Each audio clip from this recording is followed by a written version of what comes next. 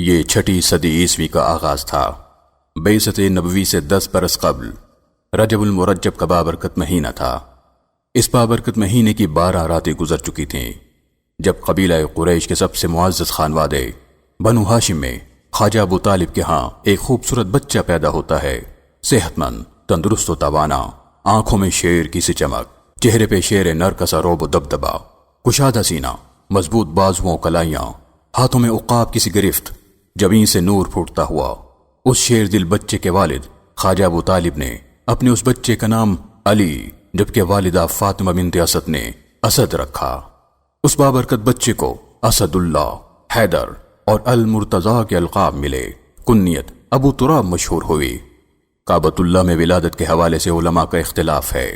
بعض کا قول ہے کہ علی شیر خدا کعبۃ اللہ میں پیدا ہوئے، جبکہ علماء کی ایک بڑی جماعت نے اس قول کو ضعیف قرار دیا ہے، جبکہ دوسری جانب ام المومنین سیدہ خدیجۃ الکبریٰ کے بھانجے حکیم ابن حزام کے بارے میں بھی روایات ملتی ہیں کہ وہ علی شیر خدا سے کئی برس قبل کعبۃ اللہ میں پیدا ہوئے۔ چنانچہ حیدر کرار کے فضائل و مناقب اور خصوصیات کو پیش نظر رکھتے ہوئے یہ بات بعید از قیاس نہیں کہ رب نے اپنے کعبے کو بتوں سے پاک کرنے کے لیے کعبے ہی میں بت شکن علی شیر خدا کو پیدا کیا، کہ جب رسول خدا نے شیر خدا سے کہا کہ علی جھکو، جب علی جھکے تو رسول اللہ صلی اللہ علیہ وسلم نے علی کی پیٹھ پر قدم رکھے اور کہا علی کھڑے ہو، مگر علی نبی کا بوجھ نہ اٹھا سکے تو نبی مسکرائے اور علی کو اپنے کاندھوں پہ سوار کیا اور فرمایا علی کعبے میں رکھے تمام بتوں کو توڑ ڈالو۔ دوسری جانب پروردگار عالم نے اپنے رسول آخر کے ذریعے کہ جو حکمت و بصیرت کا پیکر ہیں امت کو سمجھا دیا کہ نبی نبی ہے، علی علی ہے، علی نبوت کا بوجھ نہیں اٹھا سکتے، مگر دوسری جانب علی کو نبی کے مضبوط کاندھے عطا فرمائے۔ گویا یہ سمجھا دیا کہ لوگو علی کو عام ولی نہ سمجھنا، علی شیر خدا ہے، حیدر کرار ہے، المرتضیٰ ابو تراب ہے، نبی کا ہمدم و ہم نشی و ہم نوا ہے۔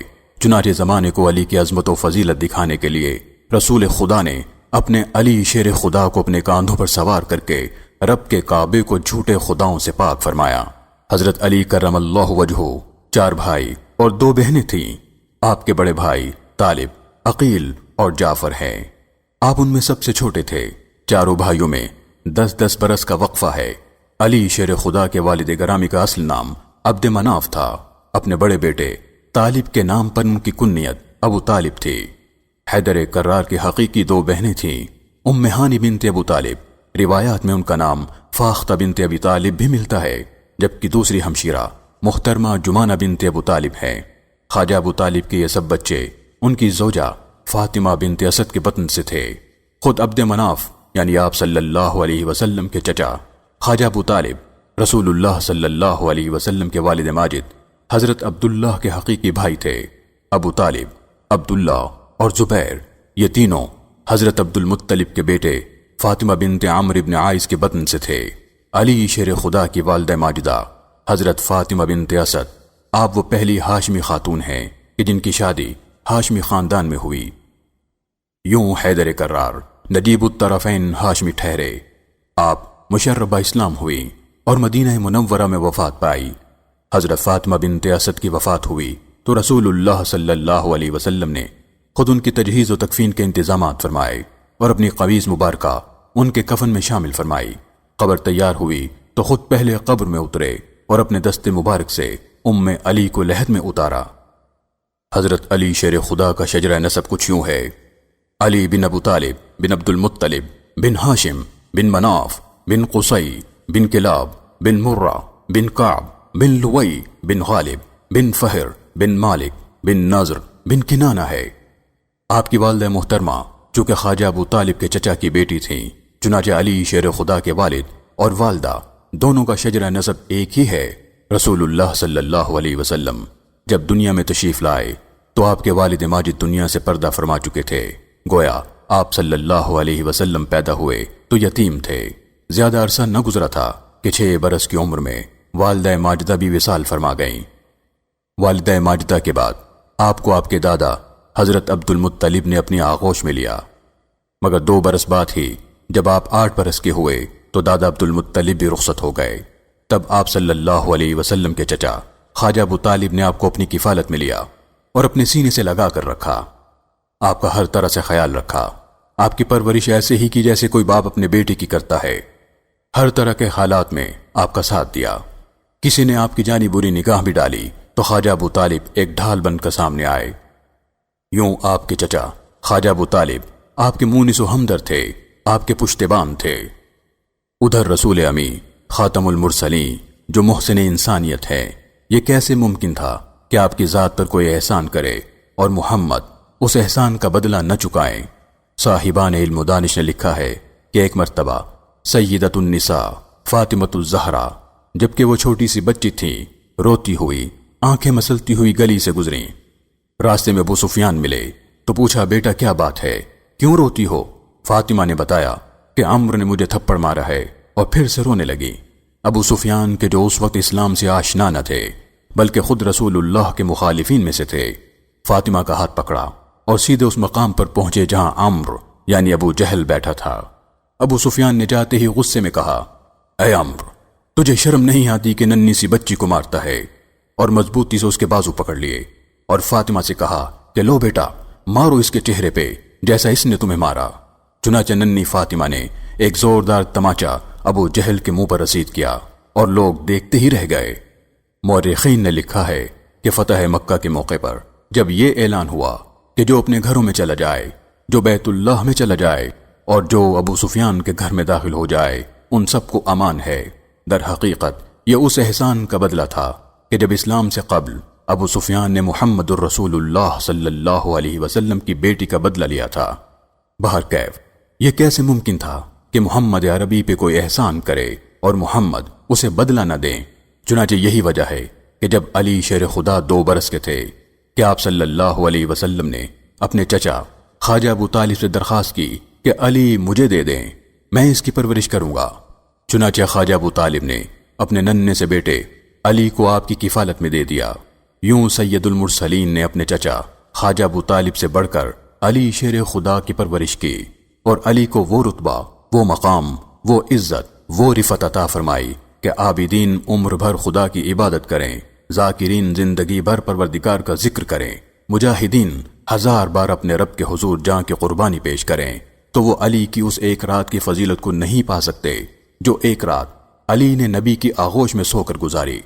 اسی کو پروردگار عالم نے قرآن پاک میں کچھ یوں بیان فرمایا ہے، هل جزاء الاحسان الا الاحسان، کہ کیا بھلائی کا بدلہ بھلائی کے سوا کچھ اور ہو سکتا ہے؟ علی شیر خدا بچپن ہی میں اس ذات کے زیر تربیت آ گئے جو صادق و امی تھے، جو شرم و حیا کا پیکر تھے، جو امانت و دیانت کا سرچشمہ تھے، جو عدل و شجاع کا مجسم تھے، جو بحیثیت پیغمبر خدا اپنے رب کی وحدانیت اور توحید کے علمبردار تھے۔ چنانچہ علی کی آنکھوں نے کم سنی ہی سے اس ذات کا نظارہ و مشاہدہ کیا، علی کی سماعتوں نے محمد کی شیریں گفتار سنی۔ یہی وجہ تھی کہ علی جوں جوں بڑے ہوتے گئے، محمد مصطفیٰ صلی اللہ علیہ وسلم کی سیرت ان پہ جھلکنے لگی۔ محمد عربی کا علم علی کی جبین سے نور کی مانند چمکنے لگا۔ ادھر محمد مصطفیٰ صلی اللہ علیہ وسلم 40 برس کی عمر کو پہنچے۔ غار ہیرا میں جبرائیل امی پروردگار عالم کا پیغام وحی کی صورت میں لے کر حاضر ہوئے۔ یوں رسول اللہ صلی اللہ علیہ وسلم کے سر مبارک پر نبوت و رسالت کا آخری تاج سجا دیا گیا۔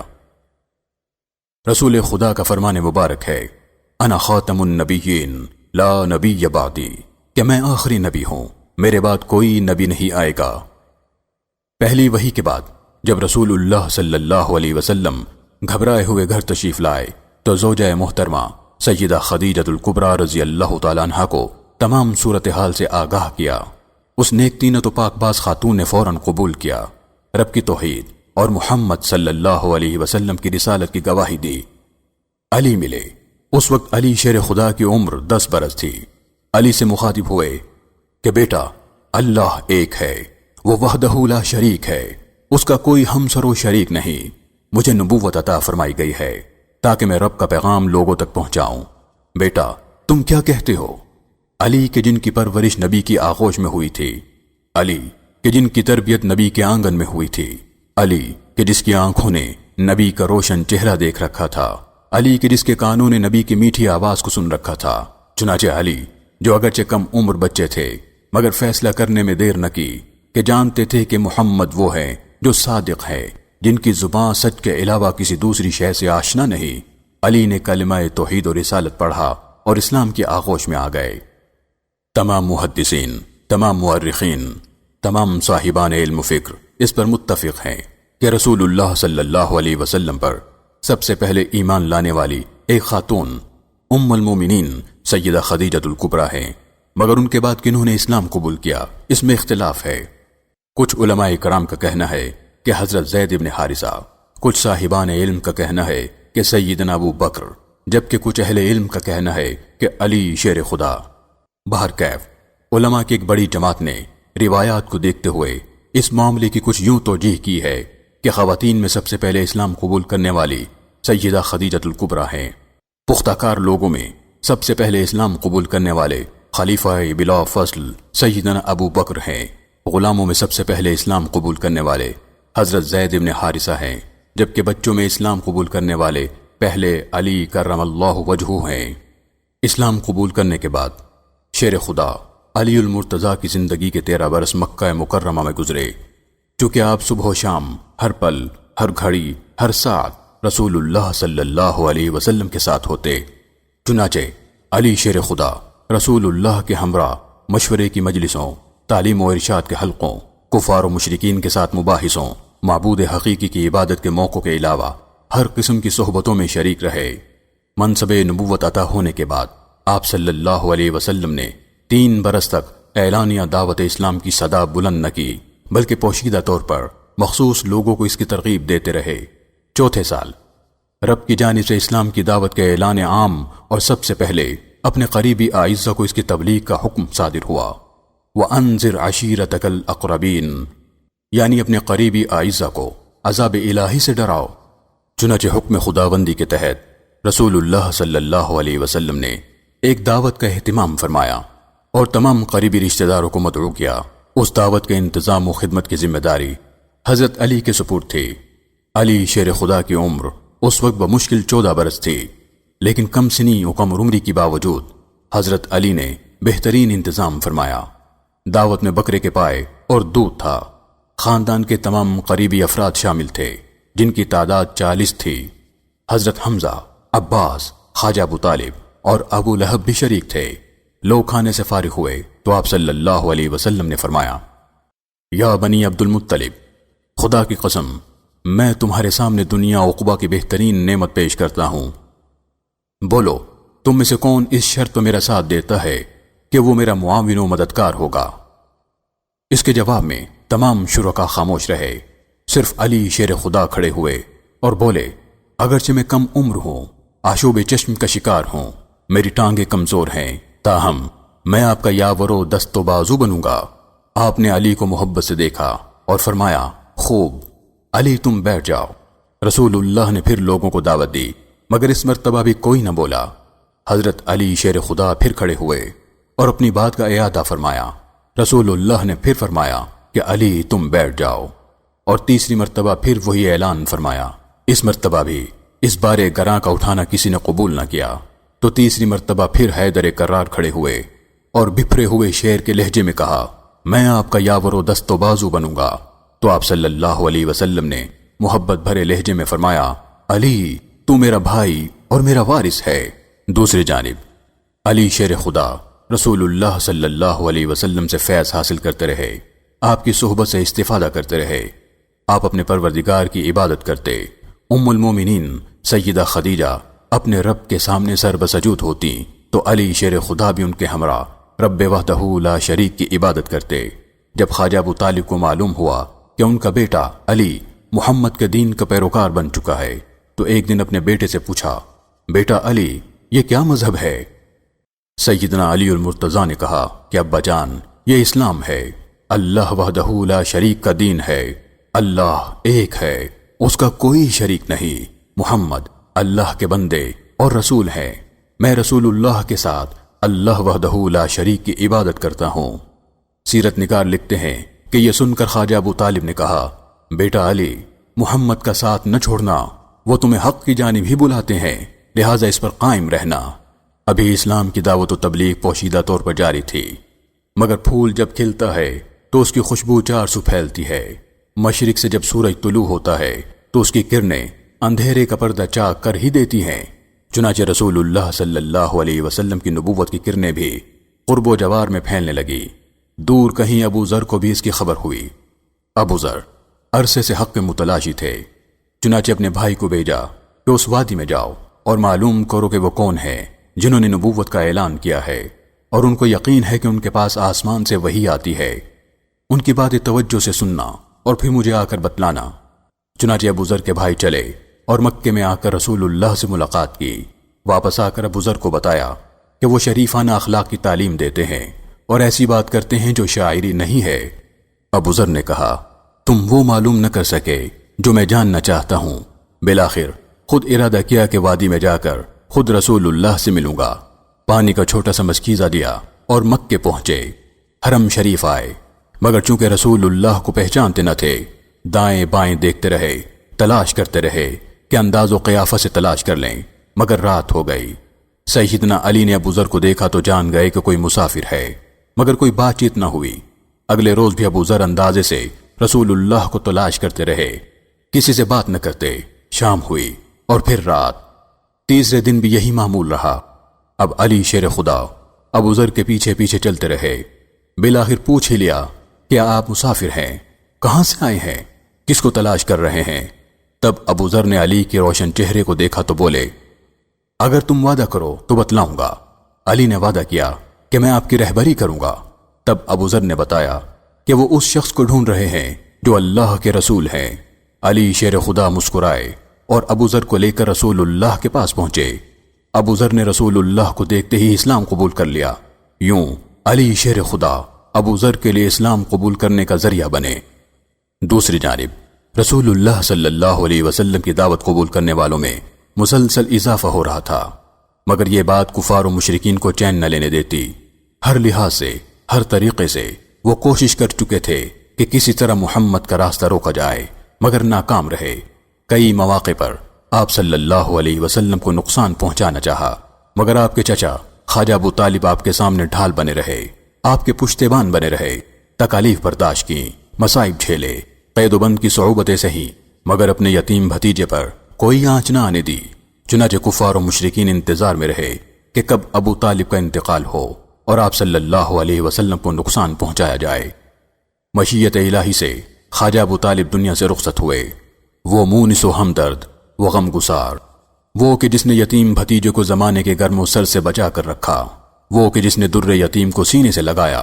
بالآخر آپ کے یہ غمخوار و غم گسار دنیا سے رخصت ہو گئے۔ آپ صلی اللہ علیہ وسلم کو آپ کی جدائی کا بے حد رنج و ملال تھا۔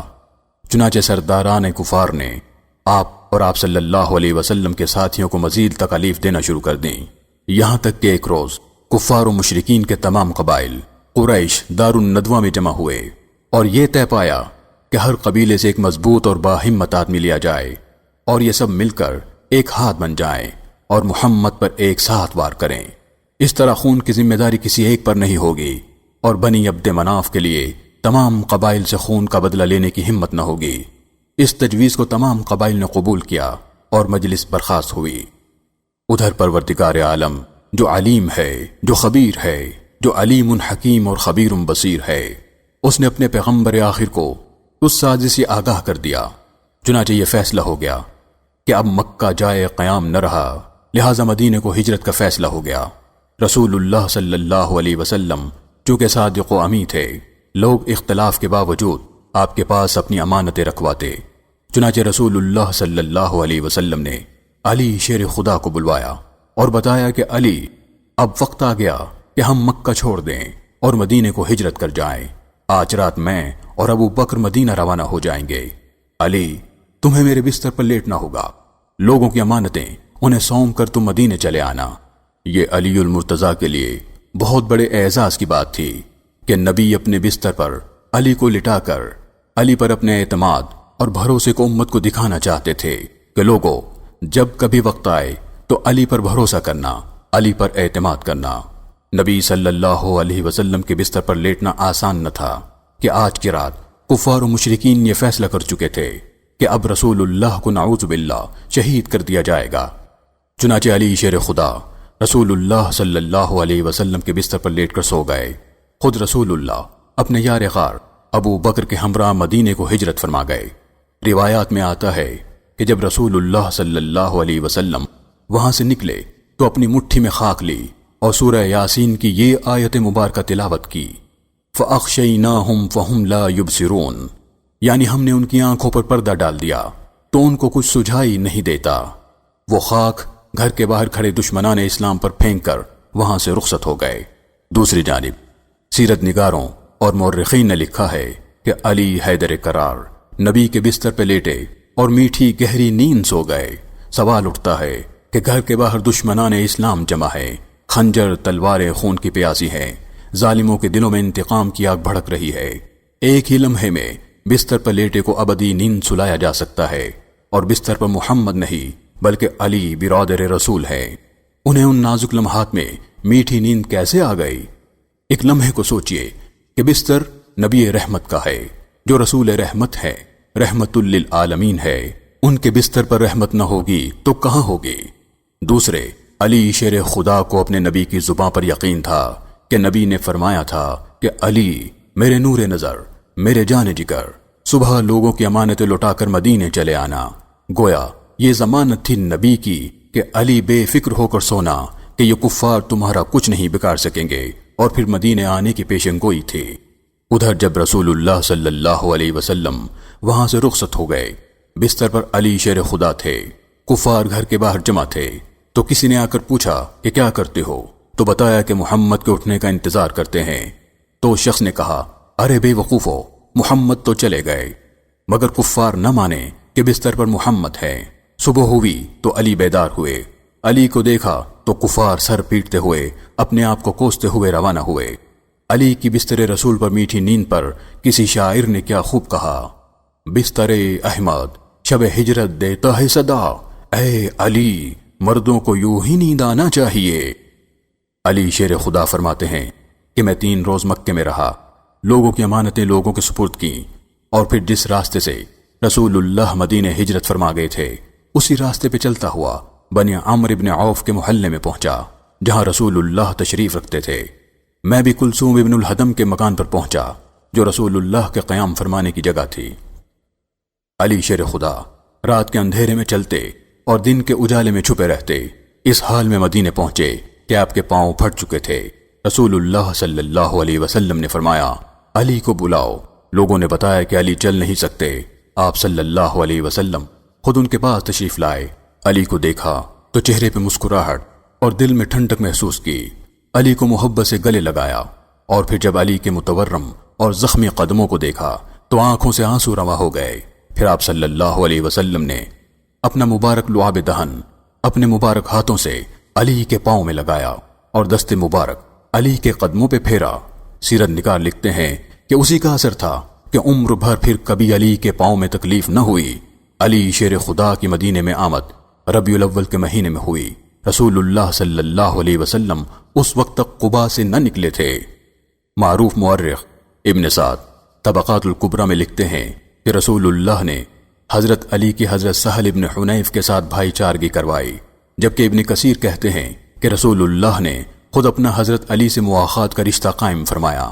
امام ترمذی نے یہی بات روایت کی ہے کہ رسول اللہ نے اپنی ذات کے ساتھ ہی علی سے بھائی چارگی کا رشتہ قائم فرمایا۔ ادھر ہجرت کے دوسرے سال علی شیر خدا کی عمر 21 برس ہو چکی تھی۔ حیدر کرار خود فرماتے ہیں کہ میں نکاح کرنا چاہتا تھا اور نکاح کا پیغام اپنے مربی، اپنے مرشد رسول اللہ کی صاحبزادی جگر گوشہ رسول سیدہ فاطمہ بطول کے لیے دینا چاہتا تھا، مگر ہمت نہ ہوتی کہ کیسے رسول اللہ کو پیغام دوں۔ دوسری جانب میرے معاشی حالات سازگار نہ تھے، میرے پاس کچھ بھی نہ تھا، مگر جب میں رسول اللہ سے اپنا تعلق، اپنا قرب، اپنی نسبت اور اپنی عقیدت و مودت کو دیکھتا تو حوصلہ ہوتا کہ آپ میرا پیغام قبول فرمائیں گے۔ چنانچہ ایک دن حوصلہ کر کے میں نے رسول اللہ کے سامنے اپنے دل کی بات رکھ دی۔ رسول اللہ صلی اللہ علیہ وسلم نے محبت سے فرمایا، علی کیا تمہارے پاس کچھ ہے؟ میں نے عرض کیا کہ یا رسول اللہ میرے پاس کچھ نہیں۔ آپ صلی اللہ علیہ وسلم نے فرمایا، علی میں نے تمہیں ایک زرہ دی تھی، وہ کہاں ہے؟ علی نے جواب دیا وہ میرے پاس ہے۔ فرمایا ٹھیک ہے۔ اس موقع پر رسول اللہ صلی اللہ علیہ وسلم نے اپنے جگر کے ٹکڑے سیدہ فاطمہ سے کہا اے جان پدر، میری نور نظر، میں تمہارا نکاح کرنا چاہتا ہوں۔ میں نے اپنے اہل بیت میں سے جو سب سے بہترین شخص دیکھا وہ علی ہے۔ چنانچہ یوں حضرت علی کا نکاح سیدہ فاطمہ الزہرا سے ہوا۔ اس وقت علی شیر خدا کی عمر 21 برس جبکہ سیدہ فاطمہ بتول کی عمر 15 برس تھی۔ شہنشاہ لولاک، دو جہاں کے والی، امام الانبیاء، سید المرسلین، خاتم النبیین کی پیاری بیٹی سیدۃ النساء فاطمہ الزہرا کا نکاح کس سادگی میں ہوا کہ فقط ایک زرہ حق مہر ٹھہری، ایک دبیس چادر، ایک مشکیزہ اور چمڑے کا تکیہ کہ جس میں اسخر کی گھاس بھری تھی، یہ کل جہیز تھا۔ تاجدار مدینہ کی بیٹی جگر گوشہ رسول سیدہ فاطمہ بتول نے اپنے شوہر نامدار سیدنا علی المرتضیٰ کے ساتھ انتہائی سادہ زندگی بسر کی۔ خود چکی چلاتی، آٹا پیستی، روٹیاں پکاتی، یہاں تک کہ چکی پیس پیس کر ہاتھوں میں زخم ہو گئے۔ امام بخاری علی شیر خدا سے روایت کرتے ہیں کہ ایک مرتبہ سیدہ فاطمہ کو اطلاع ملی کہ رسول اللہ کے پاس کچھ قیدی غلام آئے ہیں، تو سیدہ فاطمہ الزہرا اپنے ابا کے گھر آئیں کہ کوئی باندی غلام مل جائے، مگر سیدہ کے ابا یعنی رسول اللہ گھر پر نہ تھے۔ چنانچہ ام المؤمنین سیدہ عائشہ کو پیغام دے کر لوٹ آئیں۔ جب سرور دو عالم صلی اللہ علیہ وسلم گھر تشریف لائے تو ام المؤمنین نے سیدہ فاطمہ کے بارے میں بتلایا اور سیدہ کی حالت بھی بیان کی۔ رسول اللہ صلی اللہ علیہ وسلم اپنی لاڈلی چہیتی بیٹی کے گھر تشریف لائے۔ سیدہ فاطمہ الزہرا کہتی ہیں کہ رسول اللہ صلی اللہ علیہ وسلم نے نم آنکھوں کے ساتھ محبت سے میرے قریب ہوئے اور گویا ہوئے کہ بیٹا، جس چیز کی تم نے خواہش کی ہے کیا میں اس سے بہتر چیز نہ تمہیں دوں؟ سیدہ نے کہا کہ ابا ضرور دیجئے۔ فرمایا بیٹا سونے سے پہلے 33 مرتبہ سبحان اللہ، 33 مرتبہ الحمدللہ اور 34 مرتبہ اللہ اکبر پڑھ لیا کرو، یہ چیز تم دونوں کے لیے اس سے بہتر ہوگی جس کی تم نے خواہش کی تھی۔ اسی تسبیح کو تسبیح فاطمی کہتے ہیں۔ ادھر علی شیر خدا نبی کے عاشق تھے تو نبی بھی علی سے والہانہ محبت رکھتے تھے۔ ایک مرتبہ رسول اللہ علی کے گھر تشریف لائے مگر علی گھر پر نہ تھے۔ بیٹی فاطمہ سے پوچھا بیٹا میرا علی کہاں ہے؟ فاطمہ نے بتایا کہ مسجد گئے ہیں۔ آپ صلی اللہ علیہ وسلم علی کو تلاش کرتے مسجد میں آئے تو دیکھا حیدر کرار مٹی کے فرش پر لیٹے تھے، کمر پر کپڑا نہ تھا، چنانچہ کمر پر مٹی لگی تھی۔ رسول اللہ صلی اللہ علیہ وسلم نے محبت سے پکارا اجلس یا ابا تراب، اجلس یا ابا تراب، یعنی پیار، محبت، الفت اور لاڈ سے پکارا ارے او مٹی والے اٹھ جا۔ نبی صلی اللہ علیہ وسلم کا یہ جملہ اس قدر محبت سے لبریز تھا کہ علی المرتضیٰ کا لقب ابو تراب مشہور ہو گیا۔ یہ رمضان سن 2 ہجری تھا۔ کفر و اسلام میں فیصلہ کن معرکہ برپا ہوا۔ اس معرکے نے جہاں دعوت اسلامی کا راستہ صاف کیا وہیں تاریخ کا دھارا موڑ دیا۔ بدر کا مقام تھا، کفار 1000 کے لشکر جرار کے ساتھ مقابلے پر تھا، جبکہ مسلمان فقط 313۔ کسی کے پاس تلوار ہے تو ڈھال نہیں، ڈھال ہے تو نیزہ نہیں، کسی کے پاؤں میں جوتی نہیں، کوئی پیدل ہے، مگر دل اپنے نبی کی محبت اور پروردگار عالم کی کبریائی سے معمور تھے۔ ایمانی قوت ایسی کہ پہاڑ بھی سامنے ہو تو اللہ اکبر کی صدا سے پھٹ جائے۔ جنگ کا آغاز ہوتا ہے۔ کفار کی جانب سے عتبہ، شیبہ اور ولید رجز پڑتے ہوئے میدان میں اترتے ہیں۔ ادھر رسول اللہ جانتے تھے کہ یہ تینوں قریشی شہ سوار ہیں کہ جن کے مقابلے میں آنا گویا موت کو دعوت دینا ہے۔ کفار کے ان تینوں شہ سواروں نے پکارا کہ آؤ ہمارے مقابلے میں، دیکھتے ہیں کہ کون ہے جو ہمارا مقابلہ کرتے ہیں۔ رسول اللہ صلی اللہ علیہ وسلم نے اپنے جانثاروں پر نظر دوڑائی۔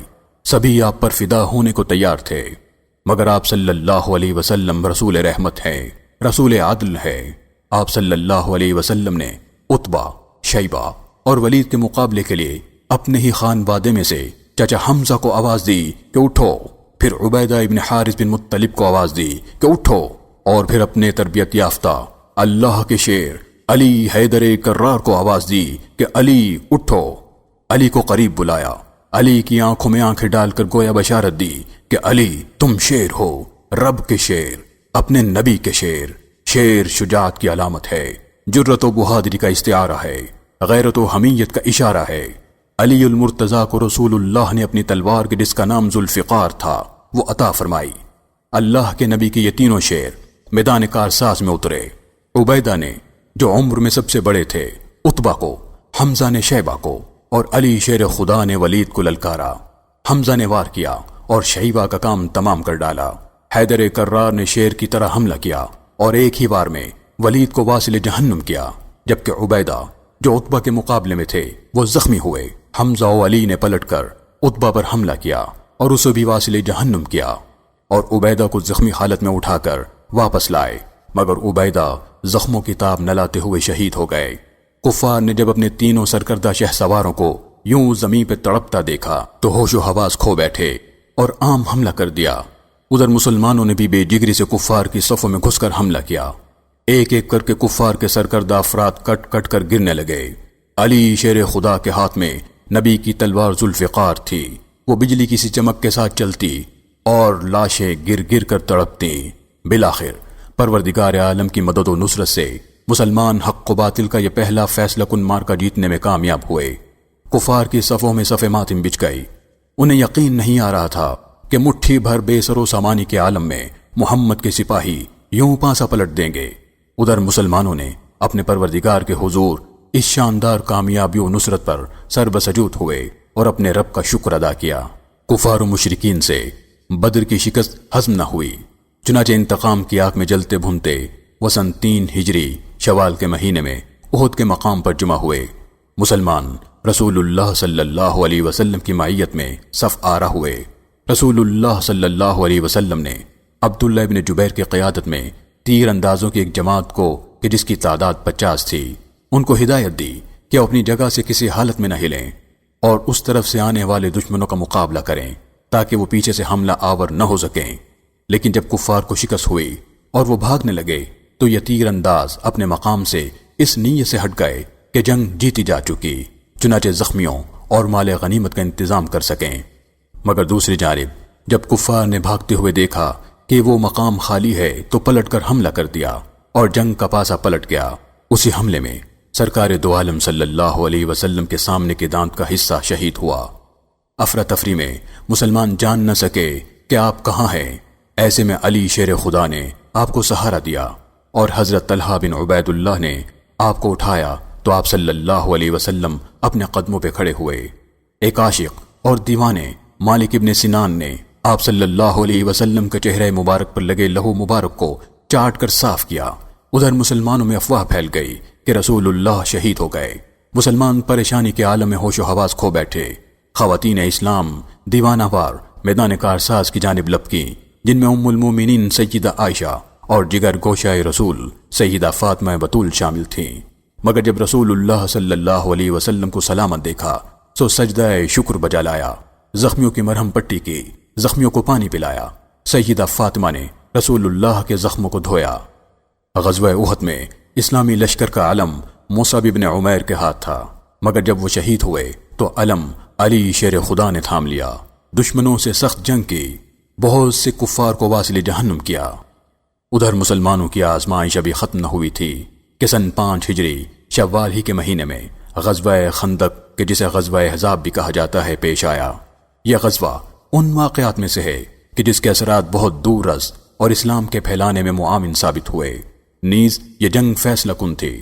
مسلمانوں کو وہ آزمائش پیش آئی جو اس سے پہلے کبھی پیش نہ آئی تھی۔ اسی صورتحال کو اللہ رب العالمین نے کچھ یوں بیان فرمایا: اذ جاءوکم من فوقکم ومن اسفل منکم واذ زاغت الابصار وبلغت القلوب الحناجر وتظنون باللہ الظنون ہنالک ابتلی المؤمنون وزلزلوا زلزالا شدیدا، یعنی جب وہ تمہارے اوپر اور تمہارے نیچے کی طرف تم پر چڑھ آئے اور جب آنکھیں پھر گئیں اور دل مارے دہشت کے گلوں تک پہنچ گئے اور تم خدا کی نسبت طرح طرح کے گمان کرنے لگے، وہاں مومن آزمائے گئے اور سخت طور پر ہلائے گئے۔ حضرت سلمان فارسی کے مشورے سے جو خندق کھودی گئی وہ مدینے کے شمال اور مغرب کے راستے پر تھی، اور یہی دشمن کے مدینے میں داخل ہونے کا راستہ تھا۔ یہ خندق مسلمانوں اور قریش کے درمیان حائل تھی۔ دشمن کی فوج 10,000 تھی، مگر جب وہ اس مقام پر پہنچے تو خندق دیکھ کر حیران ہوئے۔ یہ ان کے لیے ایک نئی چیز تھی، عرب اس سے ناواقف تھے۔ چنانچہ خندق کے ایک تنگ کنارے پر پہنچے اور اپنے گھوڑے اتار دیے اور کود کر مدینے کی حدود میں داخل ہو گئے۔ انہی فوجیوں میں سے ایک عمرو بن عبد ود بھی تھا، جو تنہا 1000 شہ سواروں کے برابر سمجھا جاتا تھا۔ وہ سامنے آ کر کھڑا ہو گیا اور بولا، من یبارز، کون ہے جو میرے مقابلے میں آئے؟ اس کی للکار پر شیر نکلا، جی ہاں، اللہ کا شیر۔ آنکھوں میں شیر ببر کی چمک اور ہاتھوں میں ذوالفقار لیے علی مقابلے پر آئے اور بولے، اے عمرو، تم نے اللہ سے عہد کیا تھا کہ اگر کسی قریشی نے تمہیں 2 چیزوں کی دعوت دی تو تم ایک ضرور قبول کرو گے۔ اس نے کہا، ہاں بے شک۔ علی شیر خدا نے فرمایا کہ میں تمہیں اللہ، اس کے رسول اور اسلام کی دعوت دیتا ہوں، مگر اس نے حقارت سے ٹھکرا دیا۔ حیدر کرار نے کہا کہ اچھا تو آؤ پھر مقابلے پر۔ عمرو تکبر سے گھوڑے سے نیچے اترا، تلوار مار کے گھوڑے کی کونچیں کاٹ دی اور اس کے چہرے پر ایک ضرب لگائی اور تلوار سونت کر علی شیر خدا کے سامنے کھڑا ہو گیا۔ تلوار لہرانے لگا، انداز اپنانے لگا، مگر رب کے شیر نے پلک جھپکتے ہی وار کیا اور اس کا کام تمام کر دیا۔ عمرو کے ساتھ ہی جنگ بھی ختم ہو گئی۔ بنو قریظہ اور قریش میں اختلاف پیدا ہو گیا، نیز ان گروہوں یعنی احزاب پر سرد راتوں میں تیز آندھی اور طوفان آیا، جس سے ان کی ہانڈیاں الٹ دیں اور خیمے اکھاڑ دیے۔ اس واقعے کے بعد قریش نے کبھی مسلمانوں سے مقابلے کی ہمت نہ کی۔ رسول اللہ نے فرمایا، قریش اس سال کے بعد تم پر حملہ آور نہ ہوں گے، اب تم ہی ان پر حملہ آور ہوا کرو گے۔ ادھر ذیقعد سن 6 ہجری میں مسلمانان اسلام رسول اللہ صلی اللہ علیہ وسلم کی معیت میں عمرے کی ادائیگی کے لیے مکہ مکرمہ روانہ ہوئے۔ حدیبیہ کے مقام پر رسول اللہ اور کفاران قریش کے درمیان تاریخی معاہدہ طے پایا، جسے صلح حدیبیہ کہا جاتا ہے۔ جس جانبدارانہ طریقے پر کفار قریش نے یہ معاہدہ کیا، اس پر جانثاران رسول مطمئن نہ تھے، مگر رسول اللہ صلی اللہ علیہ وسلم جو علم و حکمت کا بحر بے کراں تھے، حکمت الہی کے پیش نظر معاہدہ قبول فرمایا۔ معاہدے کو تحریری صورت میں لانے کے لیے رسول اللہ نے علی شیر خدا کو بلوایا اور کہا کہ لکھو، بسم اللہ الرحمن الرحیم۔ کفار کی جانب سے عمرو بن سہیل نمائندہ تھا۔ اس نے کہا کہ یہ رحمان کیا ہے؟ ہم کسی رحمان کو نہیں جانتے۔ عربوں کے قدیم قاعدے کے مطابق بسمک اللہم لکھا جائے۔ رسول اللہ نے فرمایا، کوئی حرج نہیں، یہی لکھ دو۔ آپ نے فرمایا، علی لکھو کہ یہ وہ معاہدہ ہے جس پر محمد الرسول اللہ نے فیصلہ کیا۔ سہیل نے کہا، اگر ہم آپ کو رسول مانتے تو جھگڑا ہی ختم ہو جاتا۔ آپ صلی اللہ علیہ وسلم نے فرمایا، اگرچہ تم جھٹلاتے رہو مگر حقیقت یہی ہے کہ میں اللہ کا رسول ہوں۔ سہیل نے کہا، محمد الرسول اللہ کے بجائے محمد ابن عبداللہ لکھا جائے۔ آپ صلی اللہ علیہ وسلم نے علی شیر خدا کو حکم دیا کہ علی رسول اللہ کو مٹا کر محمد بن عبداللہ لکھ دو۔ حیدر کرار تڑپ کر بولے کہ بخدا میں قطعاً اس کو نہیں مٹا سکتا۔ چنانچہ رسول اللہ صلی اللہ علیہ وسلم نے خود ان کلمات کو مٹا دیا اور یوں یہ تاریخی معاہدہ طے پایا جس کے دور رس نتائج برآمد ہوئے۔ دوسری جانب محرم سن 7 ہجری میں مسلمانوں اور یہود کے درمیان وہ تاریخی معرکہ پیش آیا جسے غزوہ خیبر کہتے ہیں۔ خیبر یہودیوں کی بستی تھی جو مدینہ منورہ سے شمال مشرق کی جانب 70 میل کی مسافت پر تھی۔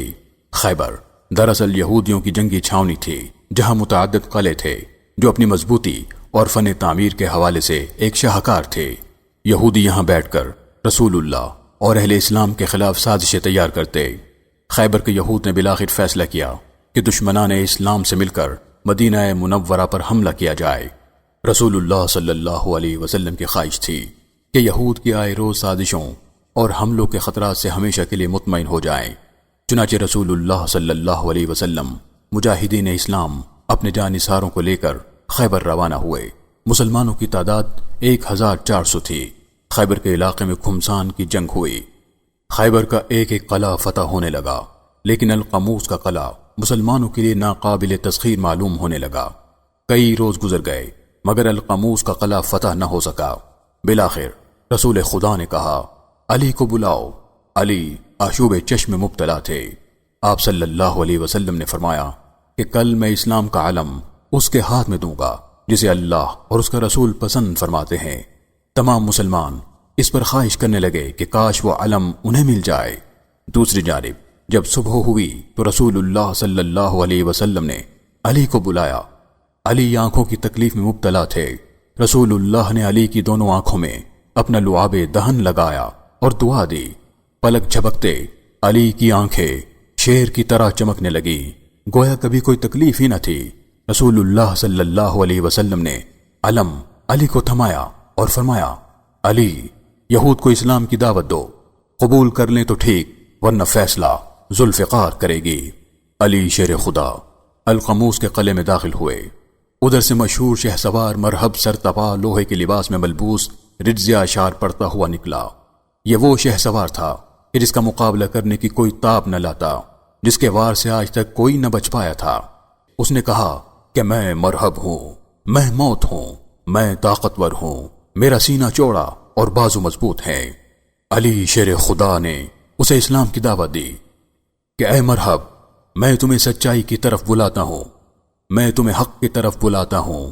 اللہ ایک ہے، وہ وحدہ لا شریک ہے، محمد اللہ کے بندے اور رسول ہیں۔ میں تمہیں کلمہ توحید کی دعوت دیتا ہوں۔ مگر مرہب نے حقارت سے علی کی دعوت کو ٹھکرا دیا اور بلند آواز سے للکارا، باتیں نہ کرو، مقابلہ کرو اور مرنے کے لیے تیار ہو جاؤ۔ جب شیر خدا نے دیکھا کہ دشمن رسول لڑنے پر آمادہ ہے تو اب شیر خدا کا ہاتھ میان میں رکھی ذوالفقار کی طرف بڑھا، مٹھی بند کی، گویا شیر کی پکڑ، پھر شیر کی طرح گرجے کہ سن، میں حیدر ہوں، اسد ہوں، ابو طالب کا بیٹا اور عبد المطلب کا پوتا ہوں۔ بس پھر کیا تھا، شیر کی طرح جھپٹے اور ایک ہی وار کیا کہ آہنی خود اور سر ایک ساتھ کٹ گئے اور مرہب کا لاشا تڑپنے لگا۔ جنگ کا فیصلہ ہوا۔ روایات میں آتا ہے کہ شیر خدا نے خیبر کا دروازہ تنہا اٹھا کر اچھال دیا اور مسلمان قلعے میں داخل ہو گئے۔ مورخین لکھتے ہیں کہ وہ دروازہ اس قدر وزنی تھا کہ 40 سے کم افراد اسے اٹھا نہ سکتے تھے۔ علی المرتضیٰ، حیدر کرار، اسد اللہ الغالب، ہر لمحہ، ہر پل، ہر گھڑی رسول اللہ کے ہمراہ رہے، آپ کے ہم نشیں رہے، تمام غزوات اور جنگوں میں شریک رہے، ماں سوائے غزوہ تبوک کے کہ اس موقع پر رسول اللہ صلی اللہ علیہ وسلم نے مسلمانوں اور اہل بیت کی خبرگیری کے لیے علی شیر خدا کو مقرر فرمایا۔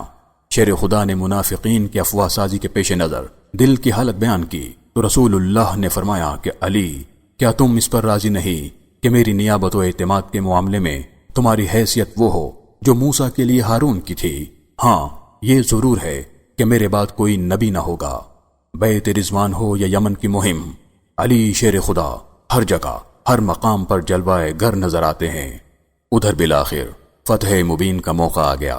رسول اللہ صلی اللہ علیہ وسلم اپنے ساتھیوں، اپنے ہمدموں، اپنے ہم نشینوں اور اپنے جانثاروں کے ہمراہ اس دیس کی جانب رخ فرمایا کہ جس گھر سے رسول اللہ صلی اللہ علیہ وسلم اور مسلمانوں کو ظلم و جبر کے ساتھ نکالا گیا تھا، اس کعبے کی زیارت کو چلے کہ جس سے جدا ہوتے ہوئے رسول اللہ صلی اللہ علیہ وسلم نے آنسو بہائے تھے کہ اے کعبہ، میں تجھ سے جدا نہیں ہونا چاہتا، مگر یہ ظالم مجھے تجھ سے جدا کرتے ہیں۔ رسول اللہ اور آپ صلی اللہ علیہ وسلم کے ساتھی اللہ اکبر اور رب وحدہ لا شریک کی حمد و ثنا بیان کرتے ہوئے مکے میں داخل ہوئے۔ خون کا ایک قطرہ بہائے بغیر، ایک دن کا ٹوٹے بغیر مکہ فتح ہوا، عام معافی کا اعلان ہوا، لوگوں کو امان ملی، لا تثریب علیکم اليوم کا نعرہ لگا۔ حجۃ الوداع میں علی شیر خدا رسول اللہ سے آ ملے۔ آپ صلی اللہ علیہ وسلم نے قربانی کے دن اپنے دست مبارک سے 63 اونٹ ذبح کیے اور 100 میں سے جو باقی رہ گئے وہ علی کے سپرد کیے کہ وہ آپ کی جانب سے ذبح کر دیں۔ عبادات و مناجات کے بعد طواف وداع کیا اور واپس مدینے کی جانب رخ فرمایا۔ جب مکہ اور مدینے کے درمیان غدیر خم پر پہنچے تو ایک خطبہ ارشاد فرمایا جس میں حضرت علی المرتضیٰ کی شان کا ذکر فرمایا۔ آپ صلی اللہ علیہ وسلم نے فرمایا کہ مسلمانوں، یاد رکھو کہ میں جس کا دوست و حامی ہوں، علی اس کے دوست و حامی ہے۔ پھر فرمایا کہ اے اللہ، تو اس کی حمایت کر جو علی کی حمایت کرے، اور تو اس سے دشمنی کر جو علی سے دشمنی کرے۔ مدینہ منورہ پہنچ کر دوشنبے کے روز 12 ربیع الاول سن 11 ہجری کو رسول اللہ صلی اللہ علیہ وسلم اللہم انت الرفیق الاعلی کہتے ہوئے وصال فرما گئے۔ رسول اللہ کی جدائی مسلمانوں پر رنج و غم کے پہاڑ توڑ گئی۔ آپ کی لخت جگر، نور نظر جانب در سیدہ فاطمۃ الزہرا ابا کی جدائی برداشت نہ کر سکیں اور 6 ماہ بعد ہی دنیا سے رخصت ہو گئیں اور اپنے ابا سے جا ملیں۔ ادھر مسلمانوں نے رسول اللہ کے بعد باہمی مشاورت سے آپ صلی اللہ علیہ وسلم کے یار غار سیدنا صدیق اکبر کو مسلمانوں کا خلیفہ منتخب کیا۔ علی شیر خدا نے باقی تمام سرکردہ افراد کے ہمراہ صدیق اکبر کی بیعت کی۔ عبداللہ بن ابی کی روحانی اولاد نے مسلمانوں میں سازشیں اور بدگمانیاں پیدا کرنے کی کوشش کی، مگر مسلمان رسول اللہ کی تربیت یافتہ تھے، چنانچہ تمام شیطانی منصوبوں اور سازشوں کا مقابلہ کرتے ہوئے متحد و متفق رہے۔ عہد صدیقی بیت گیا۔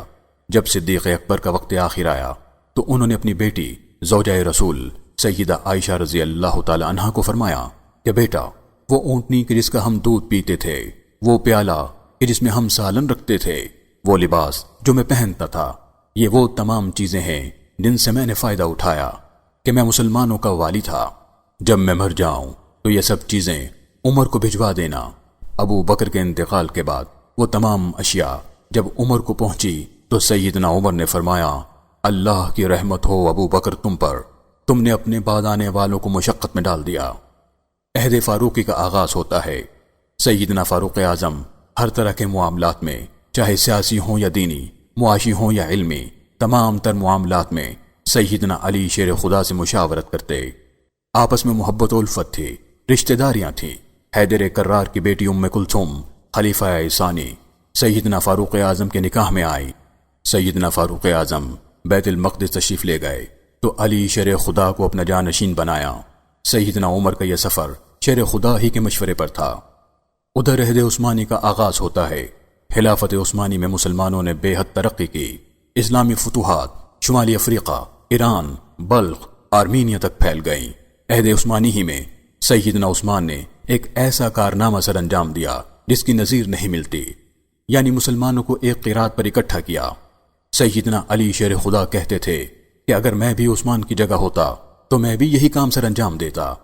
دوسری جانب عہد عثمانی میں اغیار کی ریشہ دیوانیاں بڑھ گئیں، سازشیں عروج پر تھیں، مسلمانوں میں اختلافات اور جھگڑے شروع ہو گئے۔ بالآخر مظلوم مدینہ سیدنا عثمان کو قرآن کریم کی تلاوت کرتے ہوئے شہید کر دیا گیا۔ علامہ بلازری کہتے ہیں کہ لوگوں نے حضرت عثمان پر تیروں سے وار کیا، جس سے حضرت حسن اور حضرت علی کے غلام قمبر بھی زخمی ہوئے، جو در عثمان پر آپ کی حفاظت کے لیے کھڑے تھے۔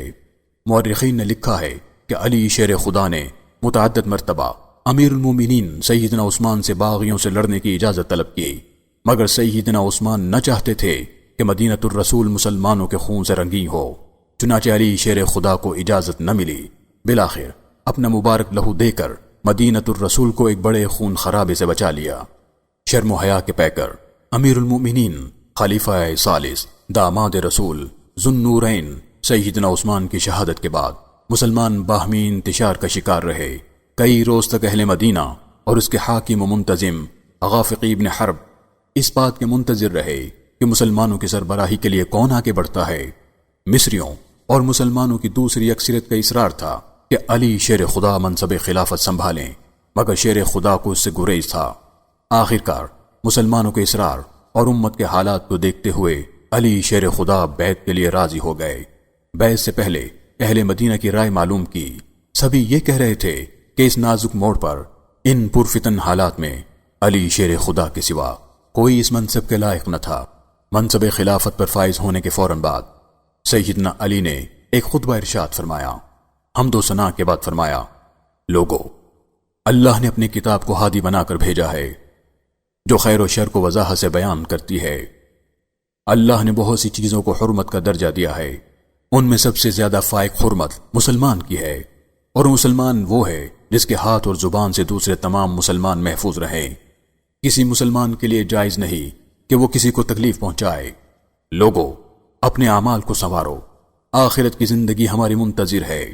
اللہ کے بندو، اللہ سے ڈرتے رہو، ہر چیز کے بارے قیامت کے روز سوال ہوگا، چنانچہ اللہ اور اس کے رسول کی اطاعت کرو اور اس کی معصیت سے، اس کی نافرمانی سے بچو۔ علی شیر خدا کی بیعت ایسے وقت میں ہوئی جو اسلامی تاریخ کا انتہائی نازک وقت تھا۔ مسلمان انتشار کا شکار تھے، صبائی فتنے سر اٹھا چکے تھے، شورش و بغاوت برپا تھی، خلیفۃ المسلمین سیدنا عثمان کو شہید کر دیا گیا تھا۔ مسلمانوں کا ایک بڑا گروہ خلوص نیت سے قاتلان عثمان سے قصاص کا مطالبہ کر رہا تھا، مگر مشکل یہ تھی کہ قتل عثمان میں جو لوگ ملوث تھے اور جنہوں نے اس قبیح جرم کا ارتکاب کیا تھا، ان کی شناخت مکمل نہ تھی کہ شرعی قاعدے کے مطابق ان پر قصاص جاری کیا جائے۔ یہاں تک کہ خود سیدنا عثمان کی اہلیہ محترمہ بھی یقینی طور پر مجرموں کا تعین نہ کر سکتی تھی۔ اس سے بھی بڑھ کر جب ایک مرتبہ حضرت امیر رضی اللہ تعالیٰ عنہ نے قاتلان عثمان سے بدلہ لینے کا ارادہ کیا تو یکبار کی پوری فوج جو اس وقت تقریباً 10,000 تھی، نیزے اٹھا کر کھڑی ہو گئی کہ ہم ہیں قاتلان عثمان، جو قصاص لینا ہے وہ ہم سے لیں۔ چنانچہ ان حالات میں خلیفۃ المسلمین علی شیر خدا کے لیے ممکن نہ تھا کہ وہ قصاص کے لیے کوئی قدم اٹھاتے، مگر حالات کی نزاکت کو دیکھتے ہوئے علی شیر خدا نے مرکز خلافت کو مدینۃ الرسول سے کوفہ یعنی عراق منتقل کرنے کا فیصلہ فرمایا کہ اس شورش اور فتنہ پروری میں کہیں مدینۃ الرسول کی حرمت پر آنچ نہ آئے۔ چنانچہ خلافت کا مرکز مدینہ منورہ سے کوفہ منتقل ہو گیا۔ ادھر شام میں سیدنا امیر معاویہ رضی اللہ تعالیٰ عنہ قصاص عثمان کا مطالبہ لیے کھڑے ہو گئے۔ دوسری جانب اصحاب پیغمبر کی بہت بڑی تعداد کے جن میں اکابر صحابہ طلحہ و زبیر کے علاوہ ام المومنین سیدہ عائشہ صدیقہ رضی اللہ تعالی عنہا بھی شامل تھیں، وہ قاتلان عثمان سے قصاص کا مطالبہ کرنے والوں میں شامل تھے۔ سبائی فتنہ گروہ حسد و انتقام کی آگ میں جلنے والے یہود و نصارہ نے سازشوں کا ایسا جال بنا کہ بالآخر امت مسلمہ کے یہ دونوں گروہ کہ جس کے دونوں جانب نفوس قدسیہ تھیں، تلواریں لیے آمنے سامنے آ گئیں۔ قصاص عثمان کا مطالبہ کرنے والی جماعت نے ام المومنین سیدہ عائشہ کو ساتھ لیا تاکہ تسویہ کروا سکیں۔ سیدہ ایک اونٹ پر سوار تھی، اسی مناسبت سے اسے جنگ جمل کے نام سے یاد کیا جاتا ہے۔ آخرکار غلط فہمی کی بنیاد پر جنگ چھڑ گئی، دونوں جانب سے بے انتہا جانی نقصان ہوا۔ یہ دل خراش واقعہ جمادی الثانی سن 36 ہجری کو پیش آیا، جس میں مقتولین کی تعداد 13,000 تھی۔ علی شیر خدا نے ان پر غلبہ پایا، مگر باہمی عزت و احترام کے رشتوں کو پامال نہ ہونے دیا۔ ام المومنین سیدہ عائشہ کو انتہائی عزت و اکرام کے ساتھ مغموم دل کے ساتھ واپس روانہ کیا۔ تمام شہداء کی لاشوں کے پاس جاتے، نم آنکھوں دکھی دل کے ساتھ آہ بھرتے اور پھر سب کی نماز جنازہ ادا کی اور ایک ساتھ سب کی تدفین کی۔ مگر یہ جنگ آخری جنگ نہ تھی۔ جنگ جمل کی مثال ایک ایسے پانی کی ہے کہ جس میں ابال آیا اور ختم ہو گیا۔ سیدہ عائشہ اس دل خراش حادثے کو لے کر مغموم رہتی، فرمایا کرتی کاش میں یہ سب ہونے سے قبل ہی معدوم ہو چکی ہوتی۔ مگر ابھی مسلمانوں کی آزمائش ختم نہ ہوئی تھی، ابھی ایک اور جنگ باقی تھی۔ یہ جنگ علی شیر خدا اور کاتب وحی سیدنا امیر معاویہ رضی اللہ تعالیٰ عنہ کے درمیان تھی۔ یہ دو متوازی اصولوں کی جنگ تھی، دو عظیم لشکروں کا ٹکراؤ تھا۔ حضرت علی المرتضیٰ نے زمام خلافت سنبھالنے کے بعد تمام صوبوں میں حاکم مقرر فرمانا شروع کیے۔ شام کے علاقے میں جہاں سیدنا امیر معاویہ حاکم تھے، ان کی جگہ سہل ابن حنیف کو حاکم بنا کر روانہ کیا۔ جب وہ شام کے لیے روانہ ہوئے تو تبوک کے مقام پر حضرت امیر معاویہ رضی اللہ تعالیٰ عنہ کے لوگوں سے سامنا ہوا۔ انہوں نے پوچھا کہ آپ کون ہیں؟ بتایا کہ حاکم ہوں۔ پوچھا کس علاقے کے؟ بتایا شام کا۔ انہوں نے کہا اگر آپ کو عثمان نے بھیجا ہے تو ٹھیک ہے، اور اگر کسی اور نے تو واپس چلے جائیں۔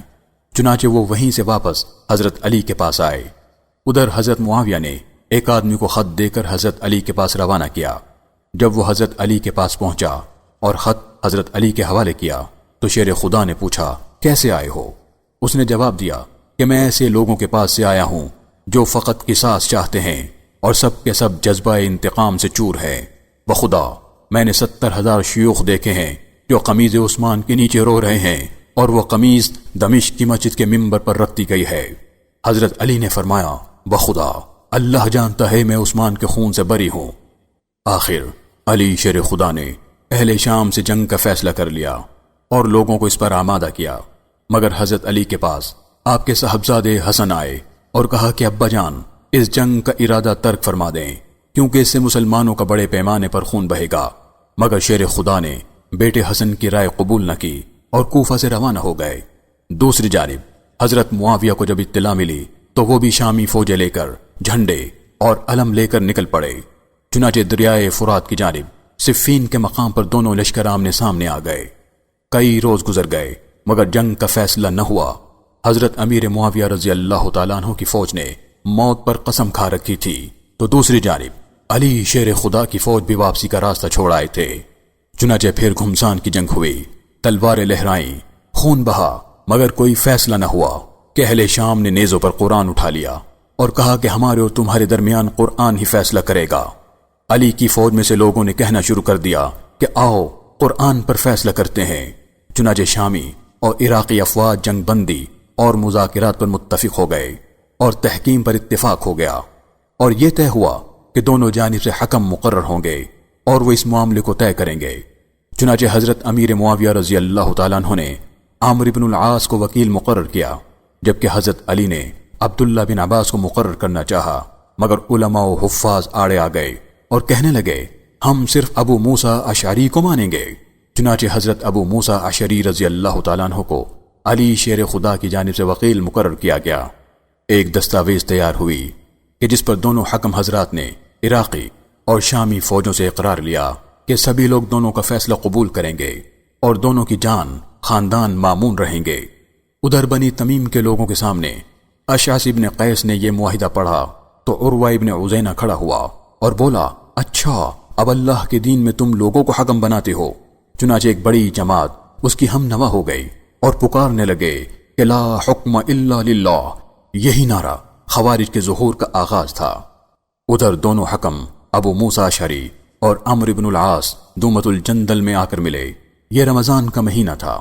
دونوں نے کافی سوچ بچار کیا، مسلمانوں کے مفاد کو پیش نظر رکھا، مصلحت اور حالات کے رخ کو پیش نظر رکھا، اور یہ طے کیا کہ سیدنا علی اور سیدنا معاویہ دونوں کو معزول کر دیا جائے اور فیصلہ مسلمانوں کے مشورے پر چھوڑ دیا جائے کہ وہ جسے بہتر سمجھیں اسے خلیفۃ المسلمین منتخب کر لیں۔ چنانچہ یہ دونوں حکم لوگوں کے مجمع میں آئے۔ عمرو بن العاص نے ابو موسیٰ اشعری سے کہا کہ آپ جو فیصلہ ہوا ہے اسے لوگوں کو سنا دیجئے جس پر ہم دونوں متفق ہوئے ہیں۔ چنانچہ ابو موسیٰ اشعری کھڑے ہوئے، رب کی حمد و ثنا بیان کی اور کہا کہ ہم دونوں نے سوچ سمجھ کر یہ فیصلہ کیا ہے جو مسلمانوں کے لیے ایک راستہ دکھاتا ہے کہ علی اور معاویہ دونوں کو معزول کر دیا جائے اور مسلمان باہمی مشورے سے جسے چاہے امیر منتخب کر لیں۔ لہذا میں بطور حکم معاویہ اور علی کو معزول کرتا ہوں۔ ادھر جب عمرو بن العاص کھڑے ہوئے، رب کی حمد و ثنا کے بعد گویا ہوئے کہ جیسا کہ آپ لوگوں نے سنا کہ میرے ساتھی ابو موسیٰ نے اپنے ساتھی علی کو معزول قرار دیا، جس طرح انہوں نے علی کو معزول قرار دیا میں بھی انہیں معزول قرار دیتا ہوں، مگر اپنے ساتھی معاویہ کو متعین کرتا ہوں کہ وہ عثمان کے عزیز اور قصاص کے طالب ہے اور ان کے قائم مقام ہونے کا سب سے زیادہ حقدار ہیں۔ ادھر خارجیوں کی شورش برپا ہوئی اور انہوں نے علی شیر خدا کی تکفیر کا اعلان کر دیا کہ یہ قرآن کو چھوڑ کر لوگوں کو حکم بناتے ہیں۔ فتنہ خوارج اور فتنہ سبائیت یہ دو ایسے فرقے تھے کہ جن کے ہاتھوں علی شیر خدا کو بہت سخت مصیبت کا سامنا کرنا پڑا اور کڑی آزمائی سے گزرنا پڑا۔ اس کی حکمت اللہ ہی بہتر جانتا ہے۔ شاید یہ علی کی زکوٰۃ تھی، ان خصوصیات، فضائل، کارناموں اور عبقریت کی جس سے اللہ نے علی کو نوازا تھا۔ مورخین لکھتے ہیں کہ علی شیر خدا 5.5 سال تک خلیفۃ المسلمین رہے۔ آپ کی ساری عمر میدان کارساز میں گزری۔ آپ کے دور میں اسلامی مملکت کی سرحدیں 22 لاکھ مربع میل کے وسیع و عریض خطے پر پھیلی تھیں۔ آپ کی حکومت خلفائے راشدین میں سے تھی۔ آپ خلیفۃ المسلمین تھے، امیر المؤمنین تھے، داماد پیغمبر تھے، مگر اس کے باوجود زندگی انتہائی سادگی سے بسر کی، جو کھجور اور ستوؤں پر گزارا کیا۔ رسول اللہ صلی اللہ علیہ وسلم نے ایک مرتبہ فرمایا کہ علی میری امت میں تمہاری مثال عیسیٰ ابن مریم جیسی ہے، جس کے ساتھ یہودیوں نے دشمنی میں اور عیسائیوں نے محبت میں غلف کیا، لیکن صرف مسلمانوں نے انہیں خدا کی طرف سے دی گئی فضیلت کے مطابق پہچانا۔ علی تیری وجہ سے 2 گروہ گمراہ ہوں گے، مگر جو میرے طریقے پر ہوگا وہی حق پر ہوگا۔ ایک دوسرے مقام پر فرمایا کہ انا مدینۃ العلم وعلی بابھا، یعنی میں علم کا شہر ہوں اور علی اس کا دروازہ ہے۔ علی سے بہتر فیصلہ کرنے والا کوئی نہ تھا۔ حیدر کرار فصیح اللسان تھے، علم کے بے کنار سمندر تھے۔ اکابر صحابہ کو کوئی مسئلہ درپیش آتا تو مسئلہ علی کے سامنے رکھا جاتا، جسے علی لمحوں میں حل فرما دیتے۔ آپ شعر کہنے پر آتے تو اشعار کی لڑی پرو دیتے۔ آپ سب سے پہلے اسلام قبول کرنے والوں میں سے تھے۔ اللہ کے نبی کے دست و بازو تھے۔ آپ کی پرورش و تربیت اللہ کے نبی کے ہاتھوں ہوئی۔ علی شیر خدا زہد و تقوی کا پہاڑ تھے۔ رب کے سامنے نماز میں کھڑے ہوتے تو دنیا و ما فیہا سے لا تعلق ہو جاتے۔ روایات میں آتا ہے کہ کسی غزوے میں ٹانگ میں تیر لگا جو نکلتا نہ تھا، خود ہی فرمانے لگے کہ میں نماز میں کھڑا ہوتا ہوں تب نکال لینا۔ چنانچہ ایسا ہی کیا گیا کہ تکلیف کا احساس نہ ہوا کہ رب کے حضور کھڑے تھے۔ اگرچہ آپ کی عمر مدینے میں گزری مگر خلافت کے زمانے میں کوفہ آ بسے۔ چنانچہ علماء و مشائخ اس پر متفق ہیں کہ مسلک احناف عبداللہ ابن مسعود سے ہوتا ہوا علی شیر خدا ہی کے قدموں سے نکلا ہے۔ آپ کی للکار میں شیر کی سی گرج تھی مگر گفتار میں حلاوت و شیرینی تھی۔ آپ کے بیان کردہ حکمت بھرے جملے ایسے ہیں گویا تراشیدہ گوہر و موتی۔